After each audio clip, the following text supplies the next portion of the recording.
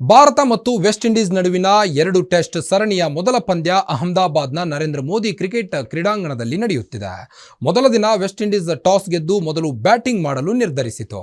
ನಂತರ ಟೀಂ ಇಂಡಿಯಾದ ಮಾರಕ ಬೌಲಿಂಗ್ ಮುಂದೆ ವೆಸ್ಟ್ ಇಂಡೀಸ್ ಕೇವಲ 162 ರನ್ಗಳಿಗೆ ಆಲ್ಔಟ್ ಆಗಿತ್ತು.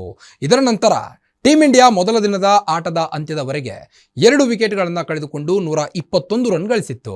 ಈಗ ಎರಡನೇ ದಿನದ ಆಟ ಮುಕ್ತಾಯಗೊಂಡಿದ್ದು ಕೆಎಲ್ ರಾಹುಲ್ ಆಕರ್ಷಕ ಶತಕ ಸಿಡಿಸಿ ಮಿಂಚಿದ್ದಾರೆ. ಮೊದಲ ದಿನದ ಆಟದಲ್ಲಿ ಅರ್ಧ ಶತಕ ಸಿಡಿಸಿ ಎರಡನೇ ದಿನಕ್ಕೆ ಬ್ಯಾಟಿಂಗ್ ಕಾಯ್ದುಕೊಂಡಿದ್ದ ರಾಹುಲ್ ಇಂದು ಬಿರುಸಿನ ಬ್ಯಾಟಿಂಗ್ ನಡೆಸಿದರು. ಇವರಿಗೆ ಗಿಲ್ ಕೂಡ ಉತ್ತಮ ಸಾಥ್ ಕೂಡ ನೀಡಿದರು. ರಾಹುಲ್ 190 ಎಸೆತಗಳಲ್ಲಿ 12 ಫೋರ್ನೊಂದಿಗೆ ಆಕರ್ಷಕ ಶತಕ ಬಾರಿಸಿದ್ದಾರೆ. ಇದು ಟೆಸ್ಟ್ ಕ್ರಿಕೆಟ್ನಲ್ಲಿ ಇವರ 11ನೇ ಸೆಂಚುರಿಯಾಗಿದೆ.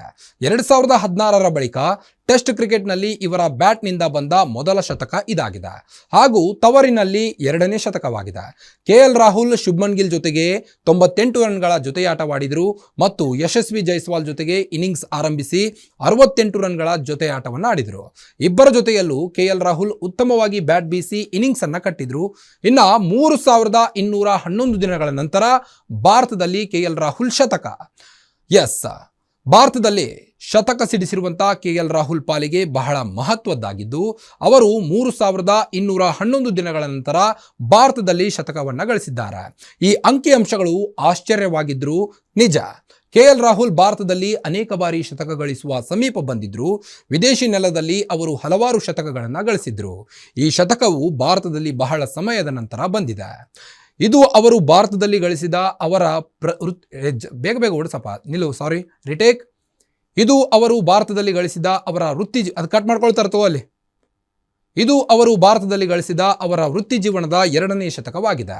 ಎರಡನೇ ದಿನದಂದು ಅರ್ಧ ಶತಕ ಗಳಿಸಿದ ನಂತರ ಟೀಂ ಇಂಡಿಯಾ ನಾಯಕ ಶುಭ್ಮನ್ ಗಿಲ್ ಔಟ್ ಆದರು. ಗಿಲ್ 100 ಎಸೆತಗಳಲ್ಲಿ 50 ರನ್ ಗಳಿಸಿದರು. ವೆಸ್ಟ್ ಇಂಡೀಸ್ ನಾಯಕ ರೋಸ್ಟನ್ ಚೇಸ್ ಗಿಲ್ ಅವರನ್ನ ಔಟ್ ಮಾಡಿದರು. ಸದ್ಯ ಕ್ರೀಸ್ನಲ್ಲಿ ಶತಕ ಸಿಡಿಸಿರುವಂತಹ ರಾಹುಲ್ ಜೊತೆಗೆ ಧ್ರುವ ಜುರೇಲ್ ಕೂಡ ಜೊತೆಯಾಗಿ 191 ಎಸೆತಗಳಲ್ಲಿ 12 ಬೌಂಡ್ರಿ ಸಹಿತ 100 ರನ್ ಪೂರೈಸಿದ ರಾಹುಲ್ ತಮ್ಮ ಶತಕವನ್ನ ಶಿಳ್ಳೆ ಹೊಡೆಯುವ ಮೂಲಕ ಸಂಭ್ರಮಿಸಿದರು. ರಾಹುಲ್ ಅವರ ಈ ಆಚರಣೆ ಎಲ್ಲರಿಗೂ ಸ್ವಲ್ಪ ವಿಶೇಷವೆನಿಸಿತು. ಏಕೆಂದರೆ ರಾಹುಲ್ ಈ ಮೊದಲು ಶತಕ ಬಾರಿಸಿದರೆ ತಮ್ಮ ಕೈ ಬೆರಳುಗಳನ್ನು ತಮ್ಮ 2 ಕಿವಿಗಳ ಮೇಲಿಟ್ಟು ಶತಕಗಳನ್ನು ಆಚರಿಸ್ತಿದ್ರು. ಆದರೆ ರಾಹುಲ್ ವೆಸ್ಟ್ ಇಂಡೀಸ್ ವಿರುದ್ಧದ ಮೊದಲ ಟೆಸ್ಟ್ನ ಮೊದಲ ಇನ್ನಿಂಗ್ಸ್ನಲ್ಲಿ ಶತಕ ಗಳಿಸಿದ ನಂತರ ಶಿಳ್ಳೆ ಹೊಡೆದು ಸಂಭ್ರಮಿಸಿದರು.